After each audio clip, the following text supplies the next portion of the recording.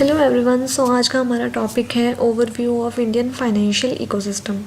आज हम देखने वाले हैं कि इंडियन फाइनेंशियल इकोसिस्टम क्या है, ये कैसे काम करता है, इसकी क्या इंपॉर्टेंस है और इसके क्या एलिमेंट्स हैं।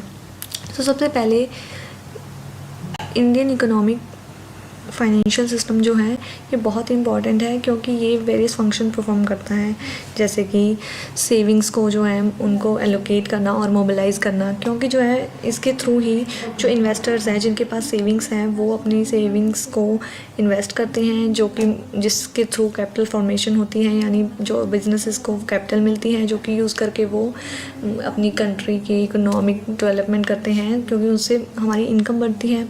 ठीक है। और सेकंड है प्रोविजन ऑफ फंड। ये जो है कैपिटल प्रोवाइड करता है इंडिविजुअल्स को, बिजनेसेस को।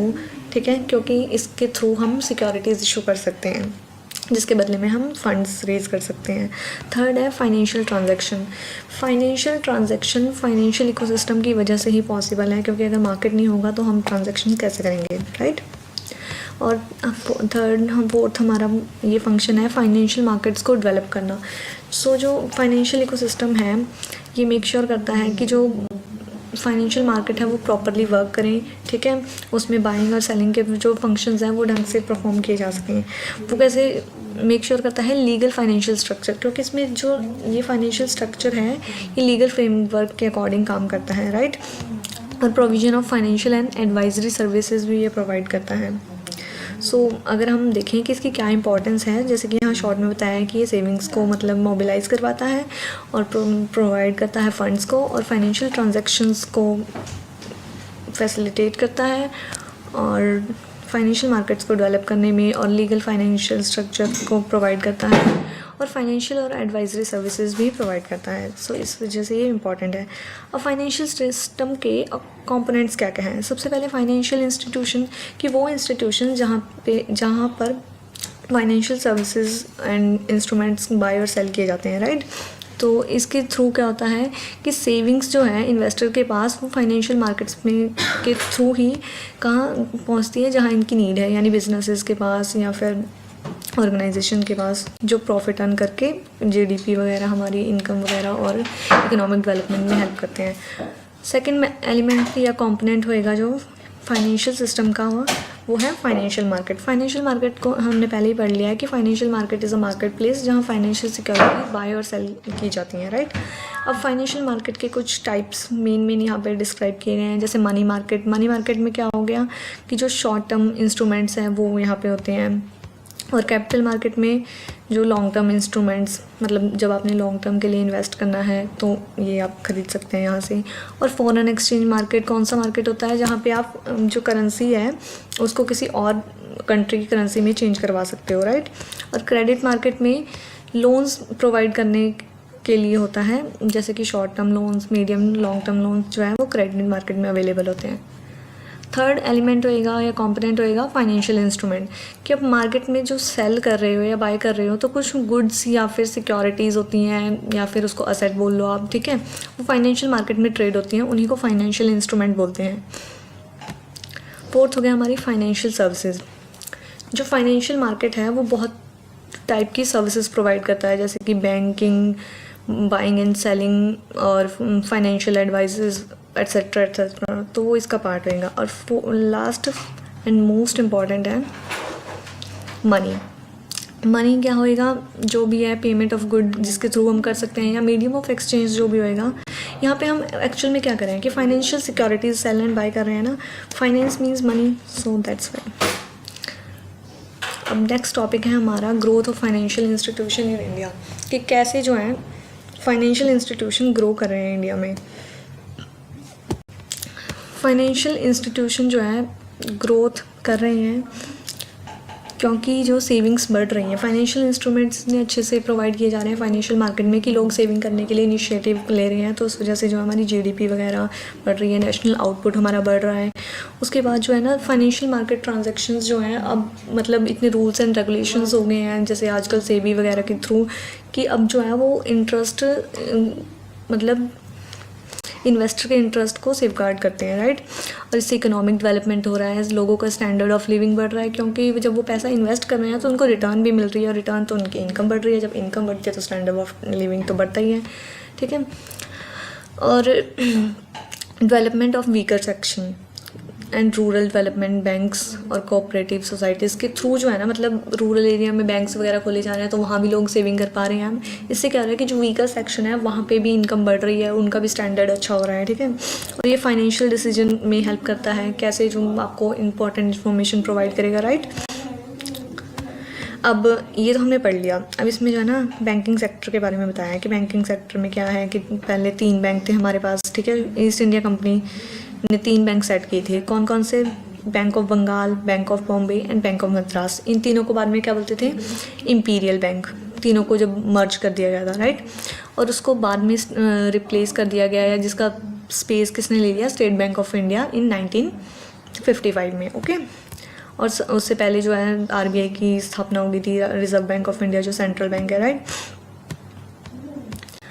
जुलाई 1969 जो है वो इम्पॉर्टेंट डेट है बैंकिंग के लिए, इंडियन बैंकिंग सिस्टम के लिए। क्यों?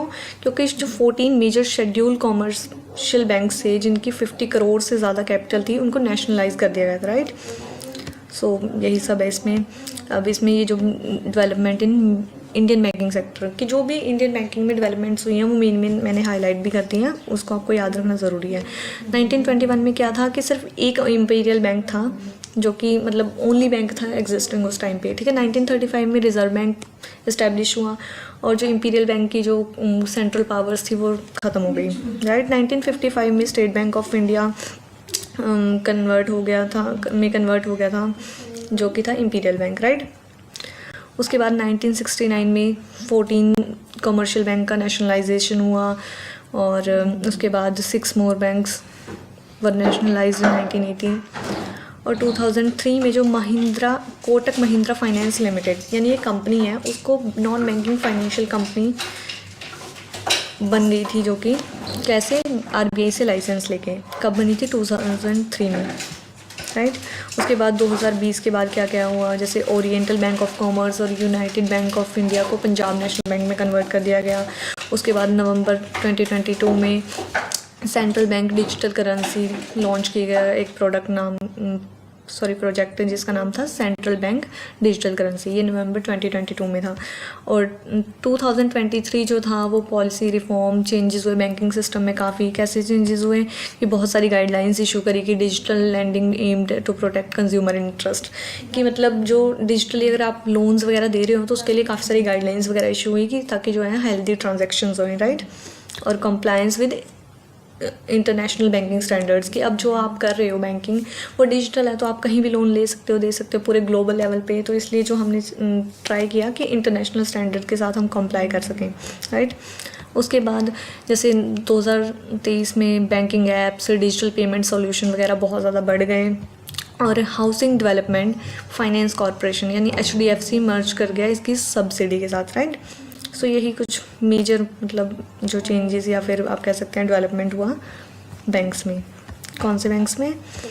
बैंकिंग सेक्टर में, एक्चुअली पूरे बैंकिंग सेक्टर में। अब यहाँ पे है पब्लिक सेक्टर बैंक्स को एक्सप्लेन किया गया है। पब्लिक सेक्टर बैंक कौन से हुए? जिसमें गवर्नमेंट होल्ड करती है 50% से ज़्यादा टोटल स्टॉक का, राइट। इसका वाइड बैंकिंग सर्विसेज प्रोवाइड करना, सेविंग्स वगैरह ये सब सर्विसेज प्रोवाइड करते हैं जो नॉर्मल बैंक्स प्रोवाइड करते हैं, लेकिन इससे 50% से ज़्यादा स्टॉक किसके पास होता है? गवर्नमेंट के पास, ठीक है। तो पब्लिक सेक्टर बैंक जो है उसमें सबसे बड़ा पब्लिक सेक्टर बैंक है स्टेट बैंक ऑफ इंडिया। और ये जो है वो नॉमिनल चार्जेस लेते हैं या बहुत कम चार्जेस लेते हैं comparing to private banks for their services. Private bank क्या आते हैं जिसमें मेजर स्टेक किसके पास होता है? प्राइवेट शेयर होल्डर्स के पास। ये भी आरबीआई की या गवर्नमेंट की रेगुलेशन फॉलो करते हैं जैसे कि वो गवर्नमेंट बैंक्स करते हैं, बट क्या कहते हैं इनमें जो मेजर स्टेक उनके पास होता है प्राइवेट शेयर होल्डर के पास, ठीक है। सो ये कुछ बैंक्स के नाम दिए गए हैं जो कि जैसे पब्लिक सेक्टर बैंक है, ये प्राइवेट सेक्टर बैंक है। और उसके बाद अब industrial finance corporation of India and small industries development bank of India. सबसे पहले हम IFCI जो कि है industrial finance corporation of India के बारे में पढ़ेंगे। सो जब 1947 में जब हमारे इंडिपेंडेंस का टाइम था, यानी जब हम आज़ाद हुए थे, तो कैपिटल मार्केट जो है बहुत कम डेवलपमेंट है। मतलब आप कैपिटल प्रोवाइड नहीं कर पा रहे थे हमारे मार्केट्स, ठीक है। और मतलब हमारी कैपिटल डिमांड जो बढ़ रही थी ऑब्वियसली, क्योंकि हमें पैसे की कमी थी उस टाइम पे, तो कैपिटल चाहिए थी। तो कमर्शियल बैंक जो है ना वो इतने इक्विप्ड थे ही नहीं, कि मतलब उतने कैपेबल थे ही नहीं कि वो लॉन्ग टर्म कैपिटल वगैरह प्रोवाइड कर सकें।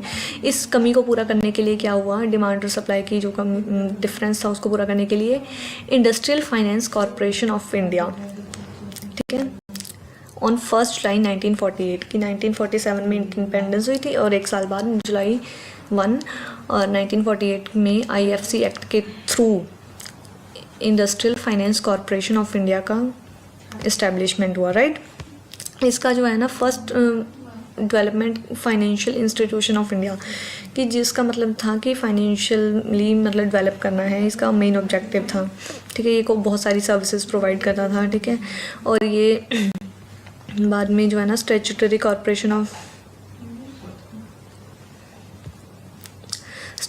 Corporation under a company under the Indian companies act, right. और उसके बाद ये हमने ऐसे देख सकते हैं यहाँ पे IFCI, इसके बारे में ये बताया कि क्या है जो हमने ऊपर पढ़ा है, कि ये 1948 में एक स्टैट्यूटरी कॉरपोरेशन है नॉन डिपॉजिट टेकिंग की, मतलब ये सिर्फ फाइनेंशियल सर्विसेज या फिर लोन्स वगैरह प्रोवाइड करता है, लाइक फाइनेंस प्रोवाइड करेगा आपको, आपसे डिपॉजिट एक्सेप्ट नहीं करेगा। और डाइवर्सिफाइड ग्रोथ इसका जो है मतलब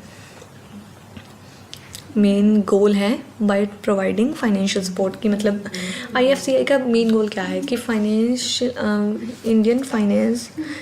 industrial finance corporation of India की इंडस्ट्रीज़ को फाइनेंस प्रोवाइड करना, राइट। और ये एडवाइजरी सर्विसेज वगैरह प्रोवाइड करता है, corporate advisory services, government advisory services, ठीक है। और ये agency for monitoring loans of sugar development fund के लिए भी है। अब इसका जो है ना कॉर्पोरेट स्ट्रेटजी ऑफ IFCI की, जैसे फाइनेंशियल नीड्स को देखना है, ठीक है, कॉम्पिटिटिव इकोनॉमिक ग्रोथ हो चाहता है, और कस्टमर फोकस सॉल्यूशंस प्रोवाइड करना, यही सब इसमें है। बाकी ये small industries development bank of India ये हम कल पढ़ेंगे। Okay, thank you.